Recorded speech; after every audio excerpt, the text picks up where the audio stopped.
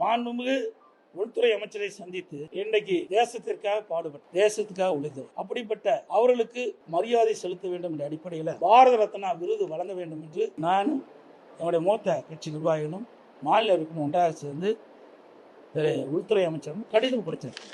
அதற்காக நாங்கள் முன்னெடுப்பு காமிச்சோம்.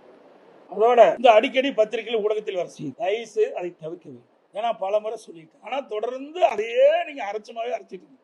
ஐடிசி ஹோட்டல்ல அனைத்து இந்திய அண்ணா திராவிட முன்னேற்ற கழகம் பாரதிய ஜனதா கூட்டணி அமைஞ்ச பிறகு மாண்பு உள்துறை அமைச்சர் தெளிவுபடுத்தினார். அனைத்து இந்திய அண்ணா திராவிட முன்னேற்ற கழகத்தில் உள்கட்சி விவகாரத்தில் நான் தலையிட மாட்டேன். எல்லா பத்திரிகையிலும் ஊடகத்தில் வந்திருக்குது, என்கிட்ட ஆதாரமும் இருக்கு. அப்படி பேசிய பிறகு மீண்டும் மீண்டும் இவர் அழைச்சி பேசுறாரு, அவர் அழைச்சி பேசுறாரு. இதையெல்லாம் தயவு செய்து விட்டு நானும் தெளிவுபடுத்தி விட்டேன். அப்படி எந்த பேச்சுவார்த்தையும் நான் நடத்தவில்லை அவரோடு.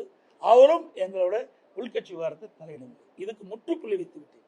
மீண்டும் யாரும் தயவு செய்து அருள் கூர்ந்து பத்திரிகையாளர் ஊடக நண்பர்களும் இந்த செய்தியை வெளியிட வேண்டாம் என்று அன்போடு கேட்டேன்.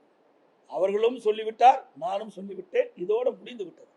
இதை அரைத்தமாவே தொடர்ந்து உங்களுக்கு விருப்பமான செய்தி எடுப்பதற்கு நாங்கள் கிடைக்க எங்களை பயன்படுத்த வேண்டாம் என்று அன்போடு இந்த நேரத்தில் கேட்டேன்.